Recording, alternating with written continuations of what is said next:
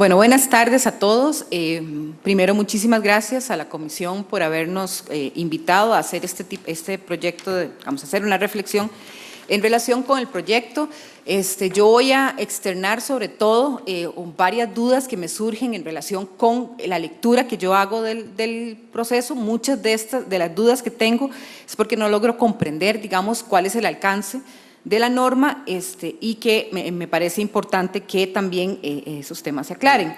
En relación con la medida cautelar, a mí me parece muy atinado que se regule el tema de la prueba en la segunda instancia, porque eso para nosotros siempre ha sido un tema que genera, sobre todo, en mi criterio, una gran indefensión. O sea, no es poco común que llegue la gente con mamotretos, por decirlo de alguna forma, de prueba nueva en la segunda parte, y que se pretenda que nosotros nos defendamos de ello en ese instante. Sí me preocupa que no se ponga expresamente la audiencia que se debe dar a la contraparte de la prueba. ¿Y esto por qué? Porque he tenido la experiencia que en algunas oportunidades no se admite la prueba, pero tampoco se otorga audiencia sobre la misma. O sea, la prueba la define el juez al final. Digamos, como es una instancia de apelación, pues no hemos tenido la oportunidad de discutir más el tema, pero sí creo yo que sí debería de regularse, además de la prueba en segunda instancia, cuál va a ser el procedimiento para dar audiencia a la contraparte de esa prueba, ¿verdad? Que puede ser de los dos lados. El otro tema que también nos preocupa o me preocupaba y me cuestionaba yo era el tema de el fallo cautelar de primera instancia. Nos pasaba al principio, y creo que todavía sucede, ¿verdad?, que cuando se dicta una sentencia de primera instancia que viene con una medida cautelar, al principio había hasta que solicitar que se diera una adición y aclaración, y ahora el tribunal, por costumbre, se pronuncia en relación con esa medida cautelar.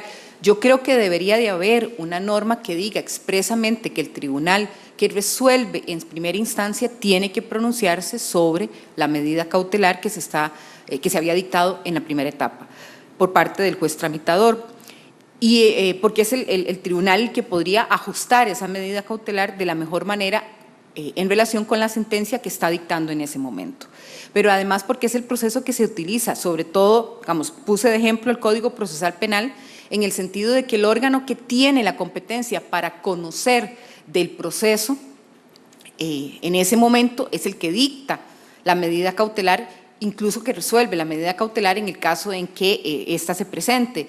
Y por ejemplo, digamos, yo entiendo que la sala primera puede estar muy saturada de trabajo, pero bueno, la sala tercera resuelve las medidas cautelares que tienen que ver con los procesos que están bajo su conocimiento.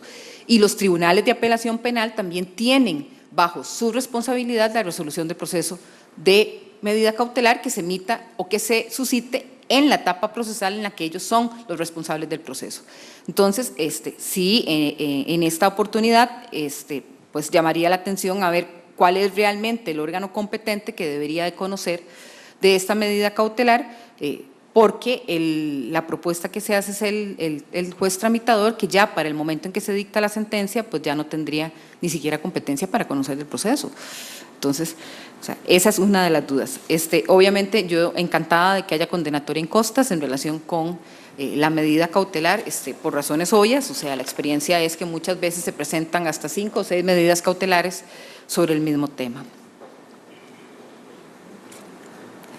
En relación con el agotamiento de la vía administrativa, yo también tenía dudas. El artículo original lo que señala es que se entenderá, digamos, que se dio el agotamiento de la vía administrativa, perdón, que se corrigió la conducta en el proceso de agotamiento de la vía administrativa cuando la resolución de la administración sea beneficiosa para el administrado. Pero en este artículo, o sea, en esta propuesta se está modificando a que la conducta coincida con la pretensión de la demanda. Y yo en eso sí tengo algunas dudas. Primero, no necesariamente, ¿verdad?, el que un acto que sea beneficioso para la administración y no coincida con lo pretendido con la demanda, digamos, puede resultar en una terminación del proceso. Y lo otro es que, por lo menos en mi experiencia, las pretensiones siempre están muy mal planteadas, y este es un momento en donde las pretensiones ni siquiera han sido corregidas. Entonces, restringir a que para que, digamos, el proceso se termine con la acción de la administración, la conducta administrativa coincida con la pretensión de la demanda, me parece que es cerrar excesivamente esa etapa. Tampoco estoy de acuerdo con la ampliación del plazo de impugnación al recurso extraordinario de revisión. O sea, esta fue una discusión que se tuvo al principio de la aplicación del Código Contencioso y todos los tribunales, por lo menos de las resoluciones que yo conozco, habían llegado a la conclusión de que el proceso tenía que ser, en aquella época, conocido a partir del acto final o definitivo de procedimiento, sin incluir esta etapa. ¿Y cuál es la preocupación que yo externo? Bueno, me parece que si vamos a ampliar, que se pueda conocer también el recurso de revisión en materia administrativa, lo que va a ocurrir es que si yo me doy cuenta de que el proceso se me fue, voy y planteo el recurso de revisión. Entonces, me parece que es una forma de ampliar excesivamente el plazo, ¿verdad? Cuando la forma de revisar este recurso, que además es extraordinario, debería de ser introduciendo, si se dicta un acto por parte de la administración, introduciendo ese nuevo acto como un acto nuevo dentro del proceso contencioso administrativo.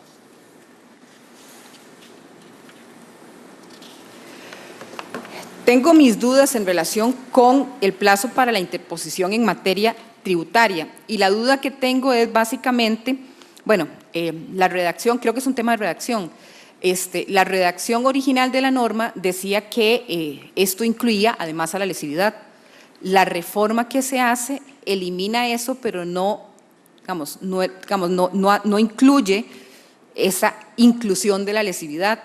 Y la pregunta que yo me hacía era, bueno, entonces la tengo que entender incluida o no incluida, porque la reforma no lo dice expresamente y la norma que está reformando sí lo dice expresamente. Yo entiendo que la intención es que la reducción del plazo para la materia tributaria sea general, pero bueno, es una duda que a mí me surge.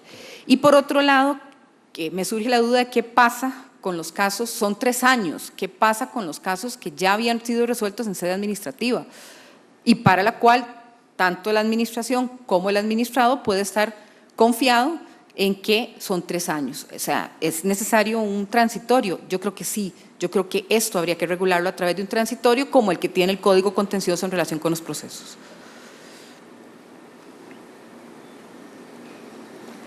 Cuantía. Yo escuchaba la explicación de por qué resolver el tema de la cuantía en la audiencia preliminar.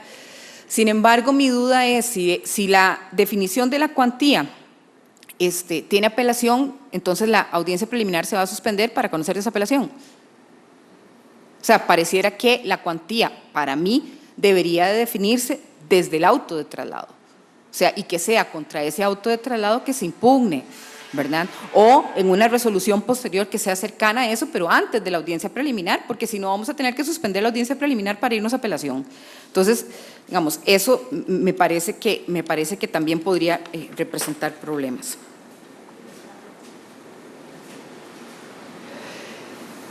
En relación con la demanda improponible, igual no sé si es un error de redacción, pero leyendo el artículo, lo que hace es eliminar todo el procedimiento que ya de por sí ese 62 tenía en relación con las demandas que eran inadmisibles por los casos que ahí se regulaban. No se da audiencia, o sea, no se tiene ninguna, no se dice si va a tener apelación, si no va a tener apelación. Y si yo me leo la redacción del artículo, la referencia que se hace al artículo del Código Procesal Civil es una referencia a los presupuestos para la declaratoria de la demanda improponible. Entonces, pareciera que faltaría una regulación atinente a si eso va a tener recursos, sobre todo por el tipo de resolución que sería. Podríamos acoger una caducidad en ese momento, ¿verdad? Entonces, pareciera que, por lo menos en lo que yo entendí, ¿verdad?, debería de regularse cuál va a ser el procedimiento para acoger esa demanda improponible, ¿verdad?, o hacer una referencia total al artículo 40. Perdón, artículo 30, no me acuerdo cuál es el del código, 35, el de 55. Bueno, muchas gracias.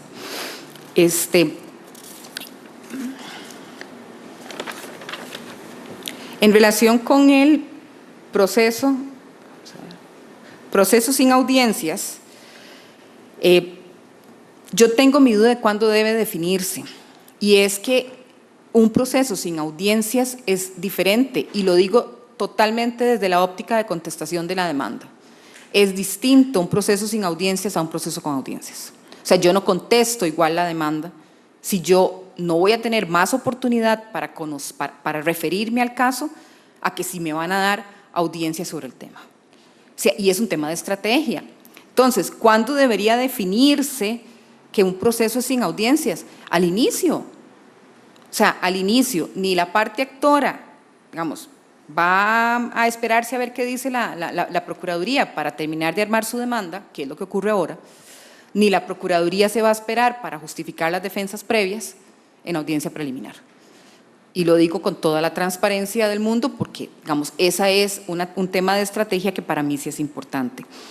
El otro tema que para mí, y lo digo honestamente, no es real, es el tema de cuál es el plazo para dictar la sentencia. O sea, se va a dictar sentencia en todos los casos que sean sin audiencias en un plazo de 5 días desde el momento en que se definió que la audiencia, o sea, que el proceso iba a ser sin audiencias.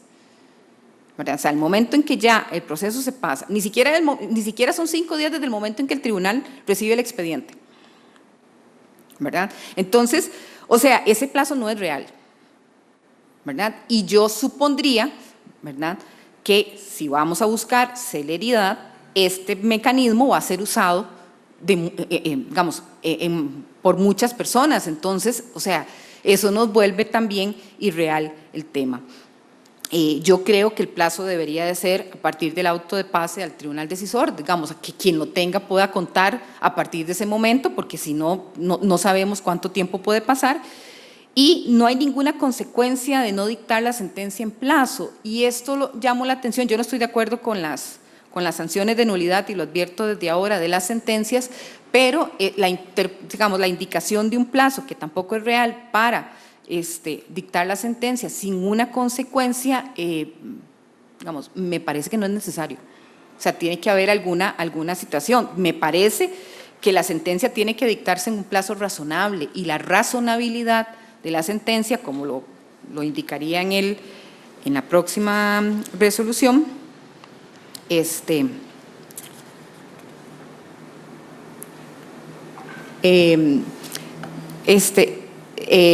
tendría, perdón, tengo las transparencias malas, me disculpas. Esta definición de cuándo esto es un plazo razonable tiene que ver también con la carga de trabajo que las partes tienen y con la complejidad del proceso. O sea, un proceso sumamente complejo que le lleve al juez más de 5 días solo leerse el expediente administrativo es irreal, es irreal. Entonces yo creo que tiene que haber un tema ahí de razonabilidad.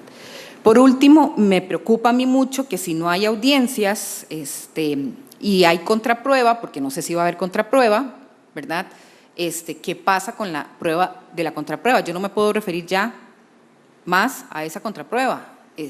O no va a haber esa audiencia de contraprueba. O sea, me parece que el artículo todavía debería definirse, porque a mí todavía me surgen dudas en la aplicación del artículo.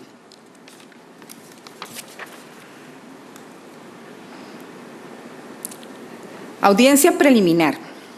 Mi objeción principal es, ¿cómo que las conclusiones por escrito? Y entonces, ¿para qué tenemos la oralidad? O sea, después de tantos años vamos a tener conclusiones por escrito.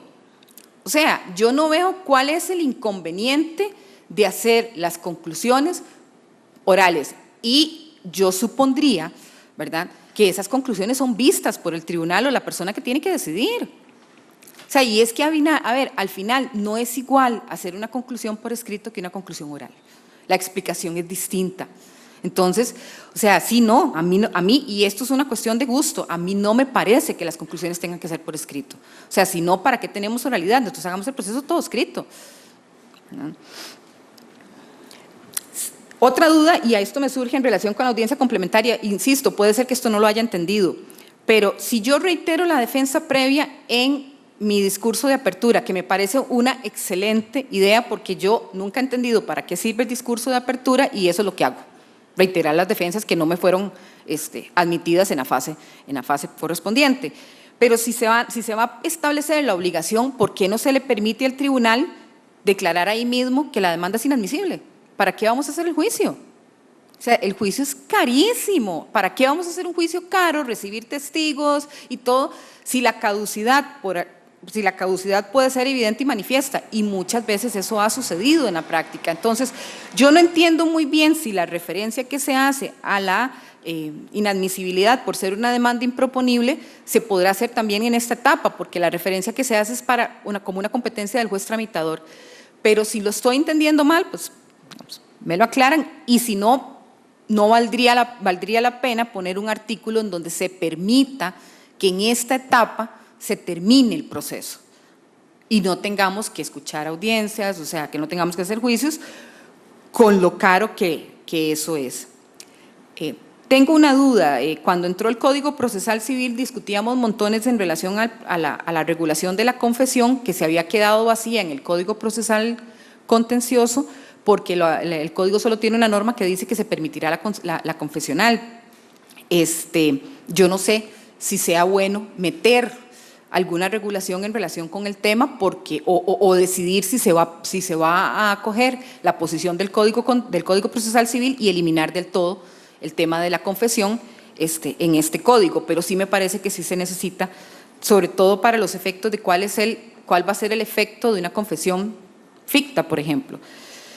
Se elimina la regulación de las objeciones. Y yo en este caso indico que para mí esta regulación de las objeciones es necesaria.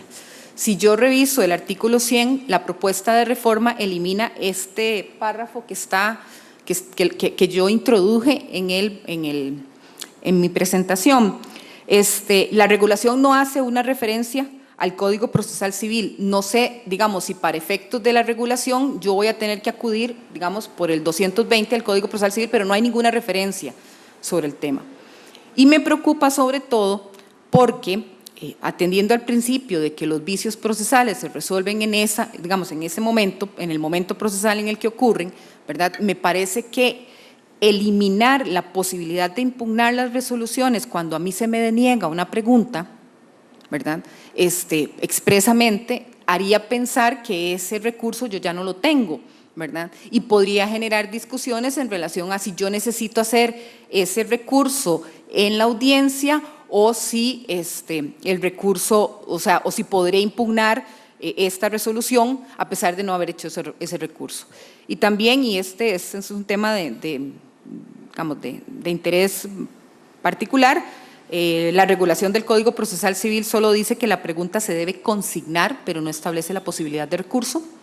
Entonces, la pregunta se mantiene, ¿verdad? Si vamos a tener recurso, y sobre todo porque la experiencia nuestra nos ha dicho que cuando hacemos el recurso para efectos del recurso de casación, los jueces se enojan porque dicen que estamos de alguna forma presionando o amenazando con el tema del recurso, y el recurso yo lo hago porque es un requisito para acceder a casación. Entonces, si me eliminan la regulación expresa, voy a seguir teniendo problemas en relación con esto. Entonces, me parece que la regulación del artículo 100 no debería eliminar este párrafo que se está proponiendo eliminar, o decidir, si esa es la propuesta, que se haga una remisión expresa al Código Procesal Civil. Ya casi voy. En relación con la sentencia, y como ya lo había dicho, yo, de verdad no estoy de acuerdo. O sea, ¿para qué voy a anular una sentencia? ¿Para qué se va a anular una sentencia que se dicta fuera de plazo? Y es contradictorio que yo lo diga porque fue un recurso mío el que empezó con esto, pero, o sea, ¿para qué se va a anular una sentencia que se dicta fuera de plazo que no ha producido ninguna nulidad? O sea, que por sí misma no produce ninguna nulidad. Yo me cuestionaba el otro día, si yo puedo ver el juicio porque está grabado, ¿verdad? Si yo puedo revisar el expediente porque yo lo tengo, ¿por qué se va a anular el juicio? Y aquí hablo como representante del Estado. ¿Cuánto cuesta hacer un juicio? ¿Cuánto cuesta el representante del Estado en el juicio? Es carísimo, ¿verdad? Entonces, yo entendería que la nulidad solo se debería declarar si se demuestra que esa dilación ha producido un verdadero quebranto en este caso sería en el principio ya no dije, en el principio, o sea, en la inmediatez de la prueba. Yo sí creo, digamos, además, que hay juicios que son excesivamente largos. Entonces, tengo señalado para el año entrante uno que es como mes y medio. ¿Ustedes saben lo que es anular ese juicio de mes y medio? Porque se dictó fuera de plazo una sentencia. O sea, es realmente caro. Yo entendería que lo que podría haber es una especie de sanción disciplinaria si hay una reincidencia no justificada. Y aquí quiero llamar la atención que la Sala Constitucional ha dicho que no hay demora en el dictado de sus resoluciones si el magistrado que tiene a su cargo el proceso tiene muchos procesos. Entonces, si ese principio se aplica para Sala Constitucional, ¿por qué no se puede aplicar para el resto de tribunales? Es un tema de razonabilidad del tiempo. Creo yo que lo que se debería hacer es aplicar lo que establece el artículo 5 del pronto despacho y solicitar al tribunal que sea a través de un pronto despacho, digamos, que se haga esa resolución cuando la dilación sea excesiva. No sé si todavía tengo tiempo. Un minuto. Por último, ejecución de sentencia. Yo preguntaba ahora que no entiendo muy bien cuál es la posibilidad de presentar una liquidación por parte de la parte vencida, y lo digo porque la referencia que se hace es a la liquidación, o sea, expresamente el texto dice que la parte vencida podrá presentar la liquidación haciendo referencia a la liquidación que presenta la parte actora. Entonces, yo lo que entendí con esa referencia es que la parte vencida tenía que hacer la misma liquidación que la parte actora. Y yo dije, no, yo soy la parte vencida, yo no voy a liquidar ni indexación, que puede que no lo cobren, ni costas, ni ningún otro extremo que no me lo hayan condenado. Si la intención es que se pague una suma líquida y exigible y los intereses eventualmente que yo pueda entender relacionados con eso, me parece que la norma no es lo suficientemente clara, ¿verdad? Tengo mis dudas en relación con la imposibilidad de cumplimiento y la conversión de la sentencia que tiene autoridad de cosa juzgada en una sentencia, digamos, de daños y perjuicios. O sea, no entiendo muy bien cómo yo puedo hacer esa conversión en un proceso de ejecución de sentencia. Y también me preocupa mucho la suspensión de la ejecución de la condena de daños y perjuicios, digamos, la suspensión de la ejecución, porque se dice que se establece una nueva condena en daños y perjuicios, ¿verdad? Entonces, mi duda es, la parte no solo está condenada a pagar los intereses hasta su efectivo pago, de acuerdo con lo que dice la sentencia original, sino que además va a volver a pagar intereses sobre esa suma que no ha pagado, o sea, está pagando intereses sobre intereses, daños y perjuicios sobre daños y perjuicios. O sea, esta parte tampoco me parece a mí que quede clara en el texto que se está proponiendo. Y esas son, así, a resumido modo, las observaciones que yo pude ver. Muchísimas gracias por la atención y muchas gracias por el tiempo adicional.